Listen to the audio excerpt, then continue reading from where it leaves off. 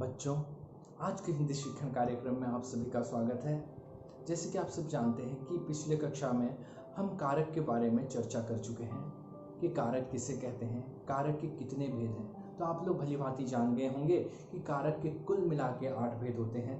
तो 8 भेदों में से 5 भेदों का परिचय तो आप लोग जान चुके हैं, जैसे कि कर्ता कारक, कर्म कारक, करण कारक, अपादान कारक और संप्रदान कारक।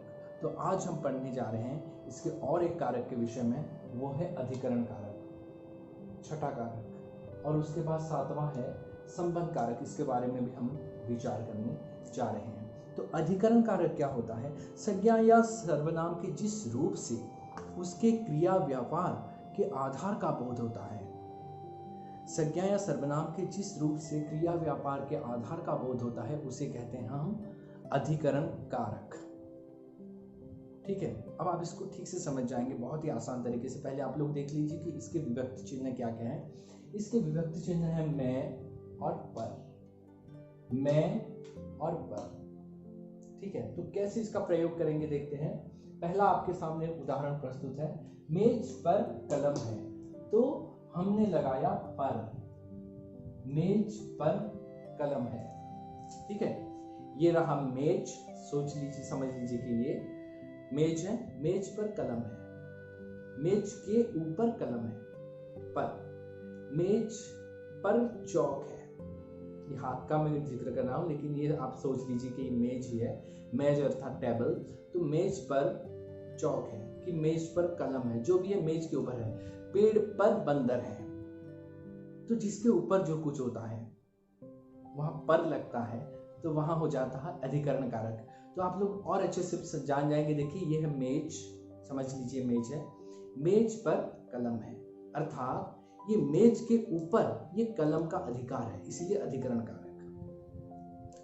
मेज पर चौक है, तो मेज के ऊपर चौक है, तो अभी चौक का अधिकार है, इसीलिए ये अधिकरण कारक। मेज पर पुस्तक है, पेड़ पर बंदर है, बंदर का अधिकार कहाँ है? पेड़ों के ऊपर है।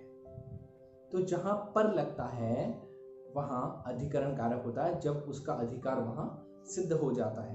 तभी पूरा उसी की तरह ही आप लोग दूसरे उदाहरण को भी आप लोग देख सकते हैं कि बोतल में पानी है, ये भी अधिकार ही है, बोतल में पानी है। ठीक है, मैं आपको दिखा देता हूं कि एक बोतल है, बोतल में पानी है, तो पानी कहाँ है? पर मतलब उसके ऊपर, लेकिन पानी है इसके अंदर, पानी है बोतल के अंदर। तो बोतल में पानी है, बोतल के अंदर पानी है, पानी का अधिकार कहाँ है? बोतल के अंदर है। कमरे में लड़का है, तो कमरे के अंदर लड़के का अधिकार है। ठीक है, कप में चाय है, डिब्बे में चीनी है, जिसके अंदर जो जिसका अधिकार होता है। तो अब मैंने जब कहा बोतल में पानी है, पानी का अधिकार बोतल के अंदर है। लेकिन आप बोलेंगे कि मैं और पर, मैं का अर्थ होता है उसके अंदर होना, पर का अर्थ होता है उसके ऊपर होना। जैसे आप अंग्रेजी में जानते हो इन और ऑन, इन मतलब अंदर होना, ऑन मतलब उसके ऊपर होना। यह आपका पर अर्थात उसके ऊपर, ऑन। बोतल में पानी है, ये इन, आप अंग्रेजी में इन जिसे कहते हैं, बोतल में पानी है, इसीलिए यहाँ अधिकार है। मेज पर कलम है, कलम का अधिकार मेज पर है। बोतल में पानी है, पानी का अधिकार बोतल के अंदर है। तो आप लोग अभी समझ गए होंगे कि जहां जिसका अधिकार होता है उसको बोला जाता है अधिकरण कारक। अधिकरण कारक क्या होता है? जिसका अधिकार होता है, वहां ये मैं और पर इसके अधिकार को दर्शाता है, तो इसी विभक्ति चिन्ह को हम अधिकरण कारक कहते हैं। तो ठीक है, आप लोग आशा है आप लोग ठीक से समझ गए होंगे। उसके पश्चात हम अभी आते हैं संबंध कारक। संबंध नाम से ही पता चल जा रहा होगा आपको कि संबंध, दोनों के बीच में संबंध, किसी के बीच में संबंध। तो इसका उदाहरण मैं आप लोगों को दूंगा। उसके परस्पर के बारे में पहले जान लेते हैं, उसके विभक्ति चिन्ह क्या क्या है। देखिए, संबंध कारक का, के, की, याद रख लीजिए, बहुत ही साधारण आसान तरीके से मैं बता रहा हूं। का, के, की, रा, रे, री तथा ना, नी, नी, इस प्रकार के हैं। यह है का, के, की, रा, रे, री, ना, ने, नी। का, के, की, रा रे री और ना ने नी, ये है आपका संबंध कारक। तो कैसे इन का, के की, रा रे री और ना ने नी को हम वाक्य में प्रयोग करके मैं तुम लोगों को अभी दिखाऊंगा कि इसका वाक्य में कैसे प्रयोग करके आप लोग जानोगे कि ये किस प्रकार संबंध बनाता है। देखिए पहले का के की, ये तीनों के बारे में मैं बता रहा हूं। का के की, पहले आ गया हमारा का, राम का भाई, राम और भाई के बीच संबंध है, राम का भाई। मीरा की साइकिल, मीरा और साइकिल के बीच में की संबंध बनाता है। लोगों के विचार, विचार के विचार, तो समझ गए होंगे, विचार और लोगों के बीच के संबंध बनाया। मीरा और साइकिल के बीच की, राम और भाई के बीच का, तो ये का के की हो गया, संबंध बना दिया।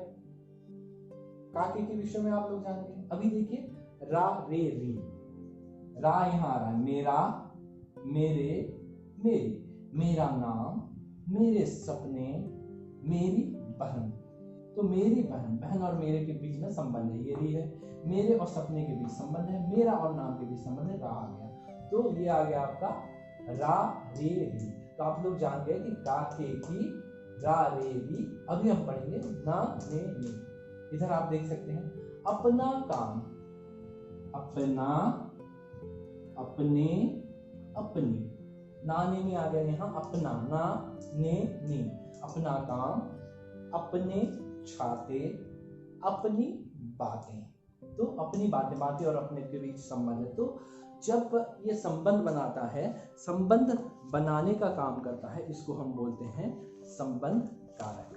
तो आशा है आप लोगों को संबंध कारक के विषय में भी जानकारी मिल गई होगी, इसलिए मैंने पूरे इसके 9 विभक्ति चिन्हों के बारे में इसका उदाहरण देके उसको वाक्य में प्रयोग करके आप लोगों को बताया। तो यहाँ का के की, यहाँ रा रे री, यहाँ ना ने नी। आप अपने हिसाब से भी बहुत सारा उदाहरण ऐसे प्रस्तुत कर सकते हैं। तो इस प्रकार का उदाहरण आप अपने अपने उत्तर पुस्तिका में प्रस्तुत करके लिखना जरूर, ठीक है। अधिकरण कारक जान गए, संबंध कारक जान गए। तो इसके पश्चात अभी और एक अंतिम कारक आपके सामने मैं प्रस्तुत करने जा रहा हूं, वो है संबोधन कारक। कारक का कुल मिला के 8 भेद होते हैं, उसके 7 भेदों के बारे में आप परिचित हो गए हैं। अभी उसका 8वां भेद हम पढ़ने जा रहे हैं, तो इसको ध्यान से आप लोग देखिए। बच्चों, तो अभी आप लोगों के सामने प्रस्तुत है अंतिम कारक अर्थात 8वां कारक, जिसका नाम है संबोधन कारक। संबोधन कारक नाम से भी आप लोग जान गए होंगे कि किसी को संबोधित करना, किसी को बुलाना, किसी को पुकारना, किसी को सावधान करना, ये सब होता है संबोधन कारक। तो इसको कैसे हम पहचानेंगे, वाक्य में अगर आए तो संबोधन कारक है बोल के कैसे इसको पहचान पाएंगे। तो पहले आप लोगों को देखना होगा विस्मयादिबोधक चिन्ह को शब्दों के पश्चात, ये रहा आपका विस्मयादिबोधक चिन्ह, जो कि एक खड़ी पाई और उसके नीचे एक बिंदी, ये चिन्ह को बोला जाता है विस्मयादिबोधक चिन्ह, आश्चर्यचकित चिन्ह। तो कैसे इसको देखेंगे, देखिए मित्रों मेरी बात सुनो, ये मित्रों मेरी बात सुनो ऐसा हम नहीं बोलेंगे, मित्रों मेरी बात सुनो। मित्रों के बाद ये जब लग जाता है चिन्ह, हम उसको संबोधित रूप से बोलते हैं मित्रों। तो ये रहा आपका संबोधन कारक, मित्रों मेरी बात सुनो। हे लड़के इधर आओ, ऐसा नहीं, हे लड़के इधर आओ। हे लड़के, किसी लड़के को हम संबोधित करके कहते हैं कि हे लड़के इधर आओ। बच्चों खूब परिश्रम करो, ऐसा नहीं बोलेंगे, हम बोलेंगे बच्चों खूब परिश्रम करो। तो बच्चों, तो बच्चों के बाद आ जाता है आपका विस्मयादिबोधक चिन्ह। तो ये चिन्ह जब आ जाता है शब्दों के बाद, तो इसको हम बोलते हैं संबोधन कारक, क्योंकि ये हम संबोधित करते हैं फिर बोलते हैं, संबोधित करते हैं फिर बोलते हैं, संबोधित करते हैं फिर बोलते हैं, इसीलिए ये है आपका संबोधन कारक। आशा है आप लोग संबोधन कारक को भली भांति समझ गए होंगे, और बाकी 7 कारकों के बारे में भी तो हम चर्चा कर चुके हैं, उसके बारे में भी आप पढ़ चुके होंगे। तो आप लोगों से आशा है कि आप लोग अपनी अपनी उत्तर पुस्तिका में सारे के सारे कारक के विषय में लिखेंगे, उसके उदाहरण सहित अपने मन से कुछ उदाहरण लिखेंगे अपने अपने उत्तर पुस्तिका में। तो आज का कारक का अध्याय यही समाप्त होता है। धन्यवाद।